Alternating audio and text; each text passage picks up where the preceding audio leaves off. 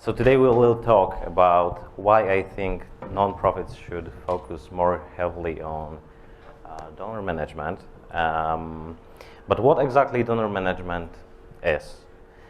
Basically, donor management is a process of organizing donor information, tracking your interactions with them, and maintaining a relationship with them. Some of you might think that if your donors doesn't complain, there's nothing wrong with your donor experience. But just because you are not hearing disappointment doesn't mean donors are pleased with you. The number one reason why donors stop supporting charity is the way they were treated by the charity. Lack of gratitude, no clear understanding of the difference that they made, and endless solicitations. They want you to do better. They want to be informed, acknowledged, and involved. Treat your donors better because it's the single best thing you can do as a fundraiser. It's more expensive to attract new donor than to retain one.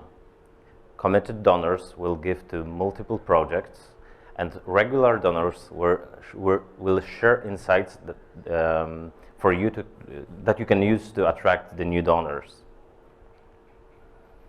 So I will share with you some donor management strategies that you can use in your own work. And the first one is donor journey mapping. It's one of the most popular ones to start with. And basically, donor journey map tells a story of your donor's experience. It identifies the donor interaction with your fundraising program, tagged with their goals, expectations, and emotions. This tool will help you to understand donor point of view while interacting with your organization. A map outlines steps your organization will follow to deepen your relationship with a donor. It's basically a tactical blueprint for engaging donors. So basically, firstly, you start from the bottom with awareness. Awareness is the first time that potential donor will meet your organization. It can be done through advertising, through a Google search, or like music festivals, street work actions. It's the first interaction with your organization. The second step is engagement. So once someone knows about your organization, they need a chance to engage with it. It might be through a blog post, it might be through the YouTube video, or Facebook content that you provide. So if the person is aware of you existing, it's already somewhat engaged, you want them to subscribe.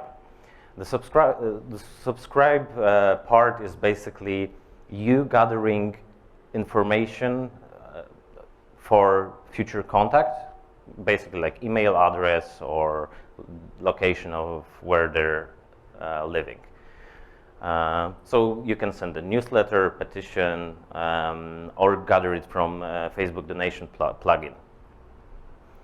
Once someone is subscribed, you can contact him. There's a time for conversion. There's two ways you can convert your potential donors, either through small donation, so money, or attending to webinar or some sort of workshop that you are making, so they provide their time. Then you go to the excite moment. It's one of the most important one. You want the donors, you want to treat this part as a first date with your donor, basically.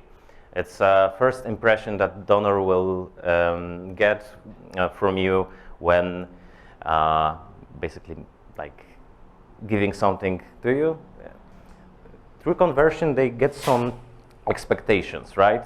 They provided their money and they expect to have something back, like They want to know what happens to this money, how you will work with it, or what happened to it in the future time. What will happen to it in the future time? So once you're through this, there's ascent stage. Basically, it goes from one-time donors to regular donors, and everything in between. Like some people only provide donations through call to actions. Like the best, it would be to have regular donors because it's the most sustainable way to have safe funding in your organization. And the return of investment is the biggest in here. Next is advocate stage. These are the people that already believe in what you do and already went through all of these stages, and you can gather information from them. So you can interview them or send them a survey. So then it's a promoter stage. Basically, you can provide a support platform, like we in Poland have Obrońcy Zwierząt, and you might recognize hen heroes from Mercy for Animals. And you can also provide some fundraising tutorials so they can fundraise for you, basically. Okay, so that being said, it's just the first part of journey mapping. Once you do this with your team and put examples of what you do in the certain boxes, you have to pick one and try to improve it. What I would recommend is going backwards, so probably like from ascend to excite, to convert, subscribe, engage, and at last awareness, because you don't want to share the awareness of a broken journey. You want to start with the donors that you already have and improve their basically your relationship with you, with your organization. So once you pick a box that you want to improve, you go to another kind of journey map where you basically pick a touch point where a donor touches with your organization. You imagine what the donor thinks and usually does at this stage of the journey, what the donor wants to achieve, what does he expect from you, what does the donor experience in contacting with your organization, what affects the donor experience, and ideas of change at the touch point. Today, I will not be talking only about the journey mapping because it's a really broad term, and I actually already made a presentation on how to prepare one. So if you want to try it within your teams, contact with me. I will share a link with the presentation that I've already made. You can get in deep with the journey mapping. And now let's go on with the presentation. So that's just the first strategy that you can use for improving the donor management. The second strategy is segmentation. Basically, segmentation is a process of dividing organizations' donors or potential donors into specific groups based on predetermined attributes. And most common attributes are demographic information, giving history, and behavior. But why is segmentation even important? These are studies made by MailChimp. It's a provider of email CRM. I don't know how to say it. And these are the results that they get. Basically, segmented campaigns are much more effective. Open rates are over 14% higher than non-segmented campaigns. Click rates are over 100% higher than non-segmented campaigns, and unsubscribees are over 9% lower than non-segmented campaigns. Segmentation allows for better personalization. Data from APS Global Citizen Survey shows that personalization pays off. Delivering a personalized experience to volunteers or donors isn't just nice to have. It can pay off in form of higher contributions. 44% of citizens globally would be willing to donate more money or volunteer more time for the organization that offered them personalized experience. Yet, just 44% of constituents are satisfied with the personalization they receive from the organization, from non-profits. Data from Smarter HQ shows that 72% of customers say they only engaged with personalized messaging. Okay, but what data should I track? I want you to be really cautious in deciding on that, because it's really easy to get really deep into the weeds and lose a lot of time. There's so much data you can segment in so many ways that you can just overdo it. What I would recommend is basically go a little bit backward and start with your goals. So decide what is your organization key goals at the time. Maybe you want to drive more donation to a certain campaign. Maybe you want to increase number of volunteers. Maybe you want just to broaden the awareness. Once you set the key goal, determine the signal that a constituent would be interested in these key goals. What I mean by that, so let's say you want to increase the number of your volunteers, and you have local groups in different cities in your country. The signal would be probably location. So you want to divide your potential volunteers by location and contact the specific locations, inviting to a specific events that you launch to invite new volunteers. Again, with money, same thing. If you want to drive more donation for certain campaign, maybe the signal would be that a certain person already gifted some amount to a similar campaign, or signed a certain petition that might be fitting for or similar to the campaign that you are currently launching. So then you evaluate if you have data for some or all constituents. So let's say you want to start a tele-fundraising, and the data you would probably need the most is phone numbers. So you have to check if you have the phone numbers for all of the people that, I don't know, signed the petition. If not, you go to the fourth stage and start collecting data for the missing data. Start collecting missing data, basically. So you do it by just asking. Send the survey. Check your databases. Maybe you have, depending on how your databases work, maybe you have some shadowed data. You had a survey but forgot about it, never put it into your CRM, never put it into your spreadsheets, and it's now gone, but you can still use it once you find it, right? Okay. So these are common types of attributes, basically common types of data: demographic information, giving history, and behavior. Demographic information is location, birth date, gender, marital status. Maybe they have kids, maybe you have access to their wealth data, education level, school attended.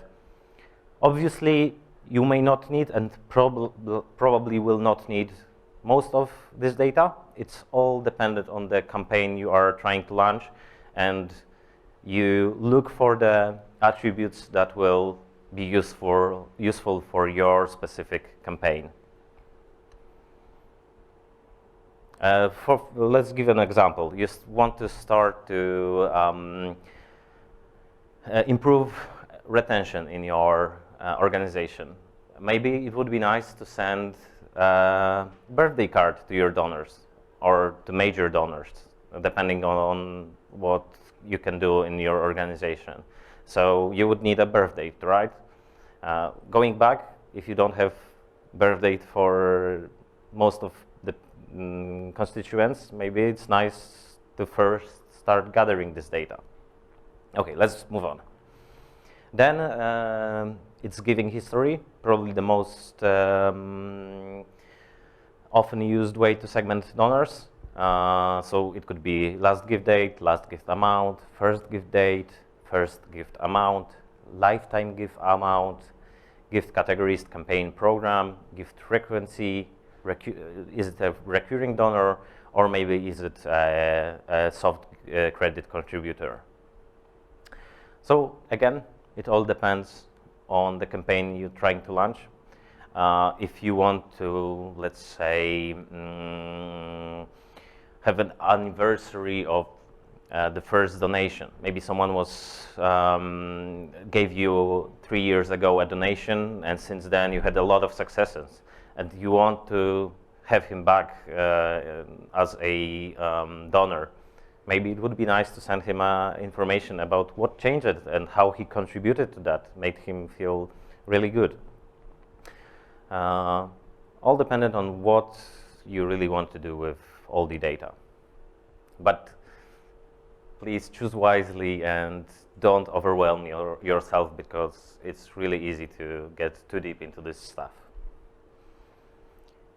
And the last thing is constituent behavior, so program or campaign gift, which connects to his values basically, volunteer history, event attendance, marketing engagement, and advocacy interactions. So let's say you want to contact your major donors, right? Probably most of them would be useful to personalize the message in the best way. But let's say you are looking for a channel to contact the donor, and you don't have his address, but you have his phone number and his email address. Probably it would be good if you decide to send him a newsletter or just a message for his email, if he even opens these emails, right? Maybe you should phone straight away. Or maybe it's opposite. You try to connect with him through a phone, but you never could do it. Maybe the phone was not correct, or he just hates talking with people. Yeah. All depends on campaign you're trying to launch. Okay, so how to segment your current donors? Basically, you need a single source of truth. And what I mean by that is having one database that you can use to basically segment your donors. And here are a few examples of what single source of truth could be. So it could be a CRM, donor management software. It could be spreadsheets like Excel, Google Spreadsheets. It could be social media platforms like Facebook. It could be an email marketing software, or it could be a payment processor. Unfortunately, here in Poland, we are still using spreadsheets, and it's a real pain because it's a lot of manual work, and you need to update it basically manually. It's a lot of time, and you have a lot of problems in terms of segmentation because it's hard to manage all of this data. And it's not fully connected to all the data that we acquire from donors. Like, let's say they sign a petition, it goes to a different database than we have. But we are currently working on implementing Salesforce as our main source of single source of truth. But it's really long process, and it's really complicated because Salesforce can be really personalized for your needs, but it takes a lot of time, a lot of effort to actually implement it. But luckily for you, you don't need to use Salesforce, Basically, there are a lot of CRMs made for non-profits that you can choose from. I basically never used these ones, but I've heard a lot of attributions towards these four. So Bloomerang, Net4For Good, Kinful, Classy. Probably some of the organization in here might have some good advices on what CRM they are using and if they are recommending it or not. So network some, ask about the CRMs. It could be really useful for you. And don't go into the Salesforce. Yeah, it's not worth it. Maybe it is. Okay, another form of another strategy is creating donor reports. Basically, it's the most useful when you have actually a CRM because it's the easiest way to create them, but it's not CRM dependent. You can still make a donor reports with inside like spreadsheet. We do it. And these are few kinds of donor reports that you can actually create. So first one is Leibund and Seibund. I don't know if I'm pronouncing it correctly. Basically, last year, but unfortunately not this year, and some year, but unfortunately not this year. It means that you had a donor that contributed with a gift at some point, but he didn't do it this year. So this report gives you a chance to open a new communication strategy and hopefully pick up an engagement and regain a donor for this year. So second one is first-time givers. It's probably most useful if you do it like weekly or monthly, depending on what's your strategy to onboard new members. Maybe you have automatic like emails, or maybe you want to send like newsletter, printed one, or a gift card, all dependent on the scale and scalability and size of your organization and how amount of your donors. Then are the recurring givers, meaning people who gives you monthly, are in a monthly program. This report will help you make sure that you reach to your donors in a consistent and thoughtful manner. Major givers report, you basically don't want to lump them in campaigns asking for small amounts. It can be irritating for them if he already gave you a really big contribution, but you're still asking him for participation in a small campaign or asking for a small gift or joining a member club for like $10, right? And lastly, volunteers. This will show you who to reach out and thank for donating their time, energy, resources to your cause. All right. Show gratitude. It's the main one. Thanking the donors is by far the most important part of your nonprofit communication strategy. Donors who received thank you gave on average more than 45 more dollars than those who didn't receive thank you. So it's crucial to thank your donors. But by what channel should you thank? Unfortunately, for us, for the world, printed materials are much more resonating than other methods. And by far, you cannot reach the same amount of people. I mean, maybe amount you can, but in the same conversion rate as through direct mail. Blah, blah, blah. You cannot have the same conversion through emails as in direct printed materials. They are probably necessary in your donor management strategy. Always use omni-channel, so emails plus some kind of printed material. it doesn't have to be a monthly or weekly newsletter printed, but what we do on Open Cages is 2 times a year we send a bulletin for all of our donors who contributed more than 200 złotych for the animals, and people love them. Not all of them. All right. And here are some more statistics on that. In 2019, consumer engaged with 91% of all direct mail. By second quarter of 2020, this number raised to 96%. As a result of direct mail, 92% of recipients were driven to online or digital, 87% influenced to make online purchases, 54% engaged in social media, 43% downloaded something. So neuroscience, direct mail requires 21% less cognitive effort to process the digital media and elicits a much higher brand recall. In other words, it's easier to understand and it's much more memorable.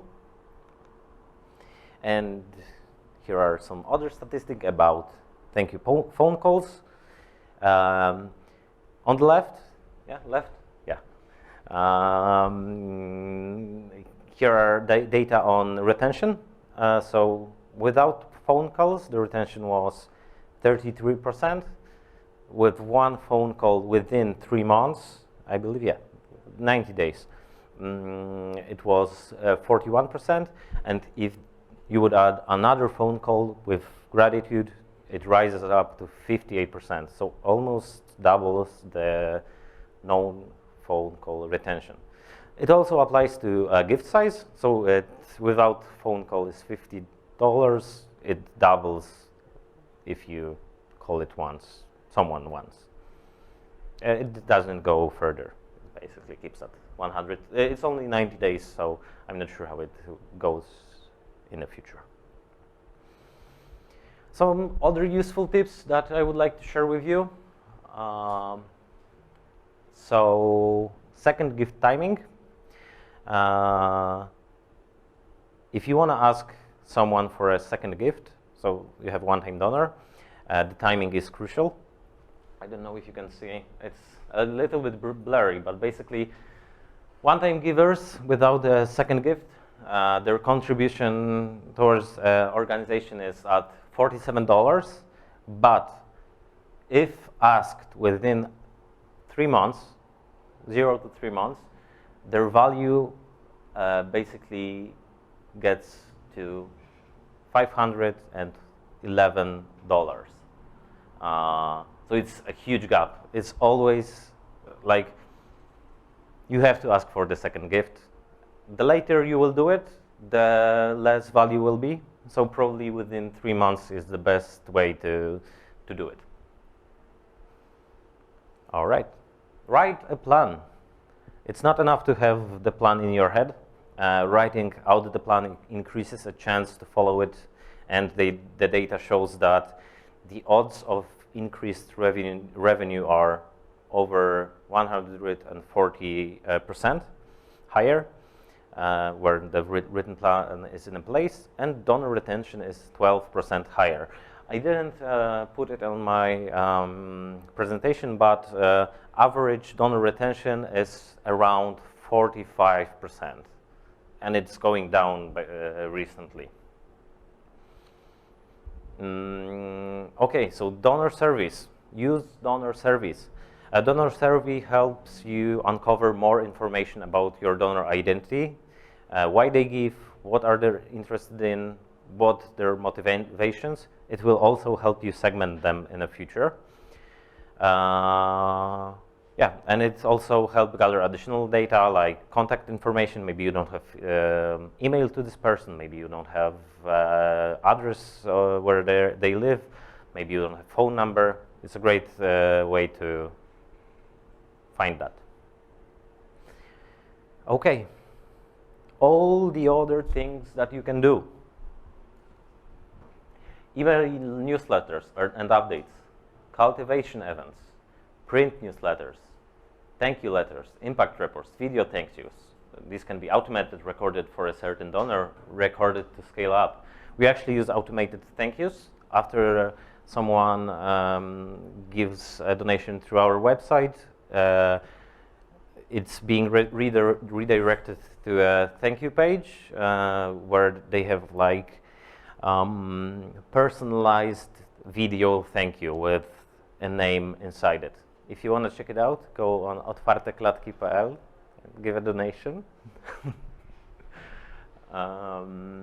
So phone calls, gift upgrading, personal visits, holiday birthday cards, yearly giving receipt, benefits, SMS campaigns, making sure that your site tells a story, it's accessible, mobile friendly and easy to navigate, improving your storytelling. And that just is a small amount of things that you can do to actually improve the donor management inside your organization.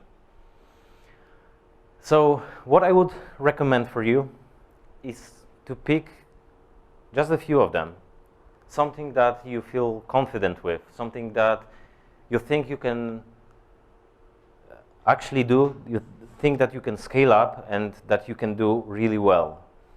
And try to create phenomenal experience for your donors when interacting with your organization. And some bad news and overall picture. Fundraising effectiveness project recently observed, it's data from 2021, a 5.6 donor count drop overall in nonprofits. The value increased because probably most of the small donors are leaving. The major donors are actually still there. There is actually a small increase in the amounts that major donors are willing to give. And there is 6.2% decrease of donor retention. So it's dropping fast. It's somewhat because of like pandemic giving. A lot of people started to donate during the pandemic for different causes, and it was a really big boom, and a lot of organizations observed really good financial income during that time, but it's dropping now. So it's somewhat related to this, maybe not as alerting as just rough data shows. And yeah, your organization needs a donor management improvements more than ever. Let your donors be part of this beautiful movement, and let's change the world together, we and donors. Thank you.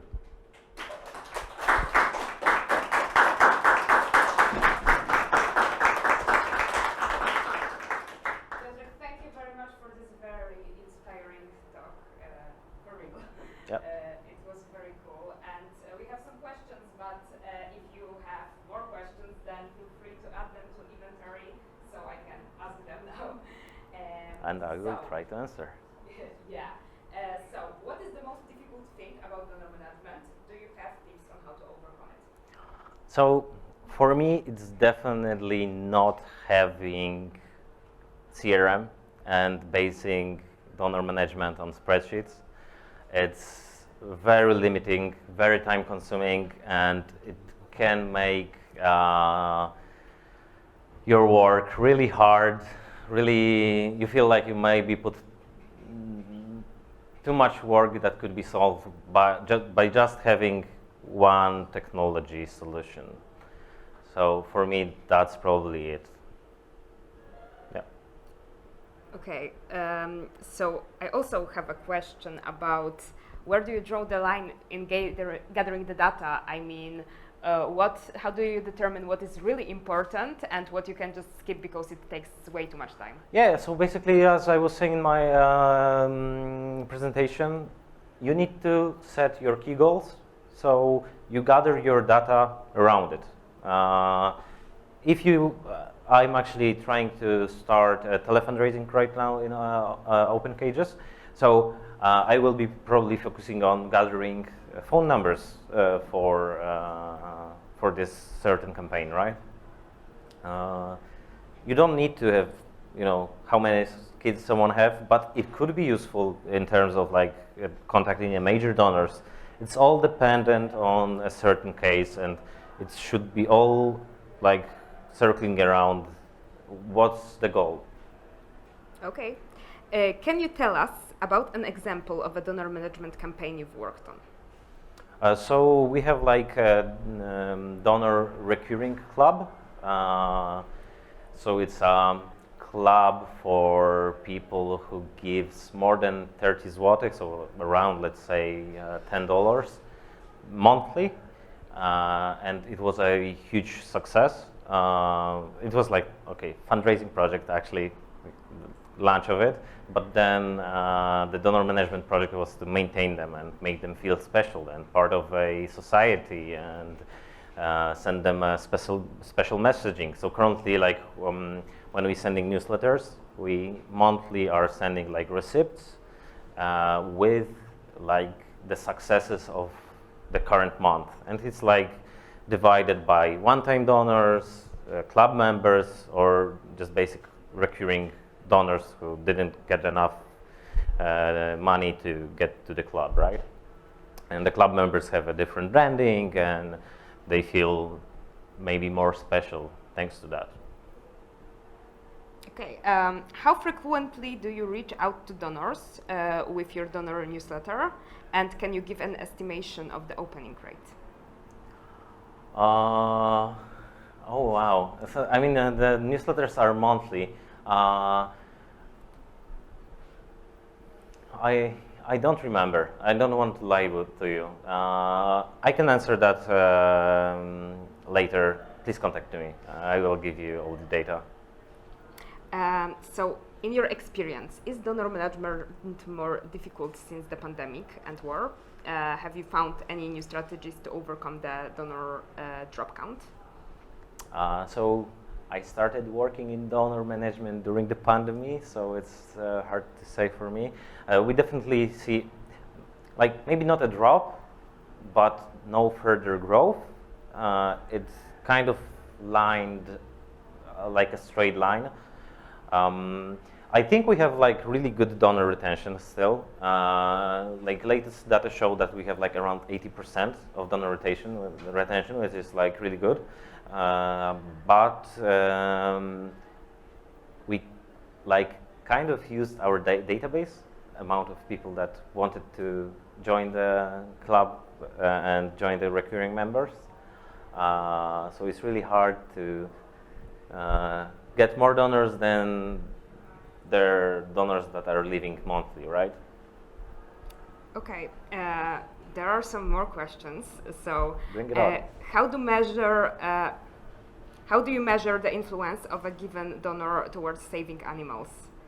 So I guess how does the amount of money translate to saved animals? Yeah. So there are a few approaches. So you can, and you also can like try to segment your donors like by the view, because some donors might have like effective altruism view and they like numbers.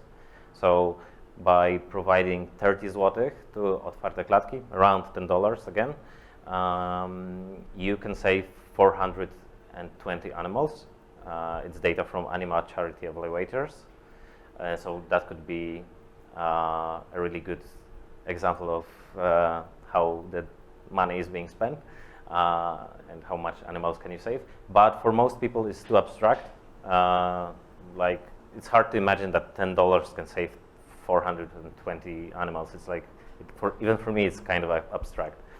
So it's basically success stories. What have you achieved?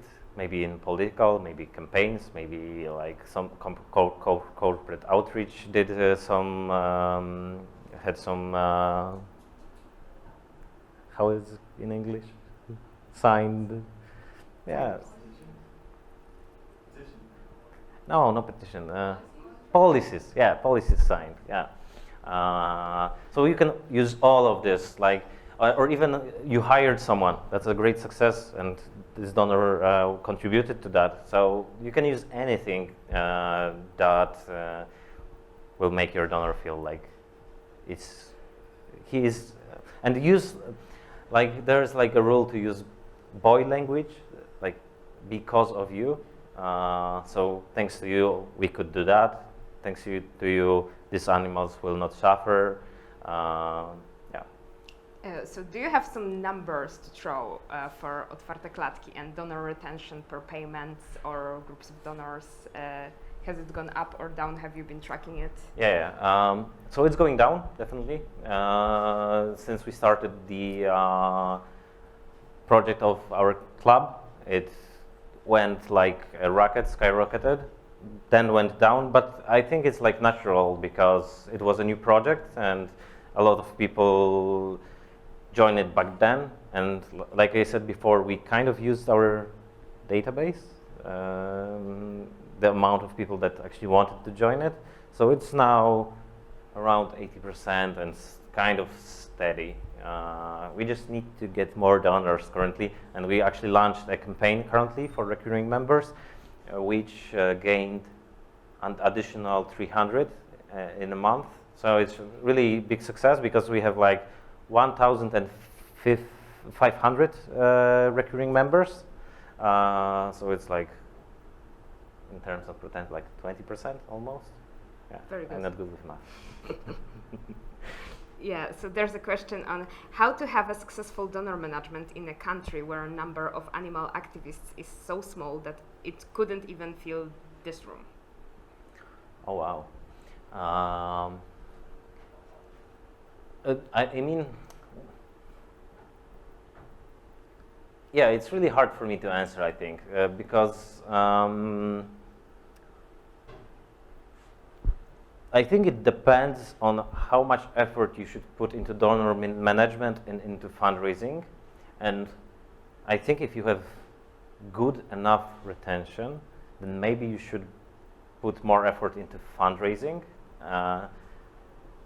Then again, by putting more effort into donor management, you will have to put less effort into fundraising because you will have more donors. Like, it's pretty complicated. Or maybe not.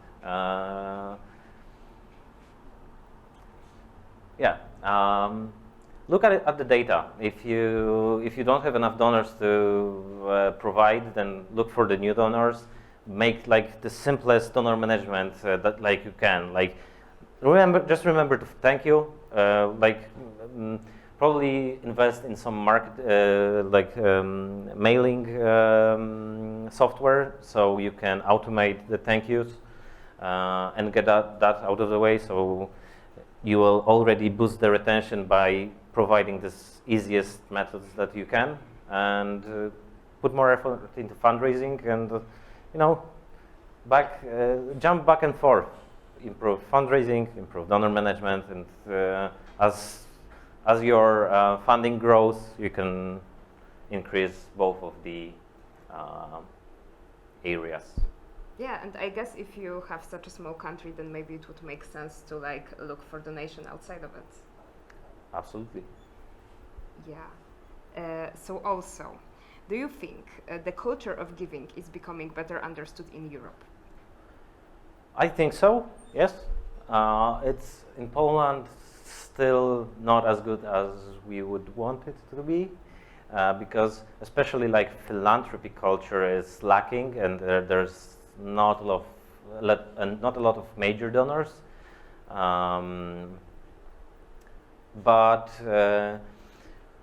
Yeah, especially like we had like some Facebook campaigns where people was running for a cause, running for animals, and a lot of people was contributing to this running.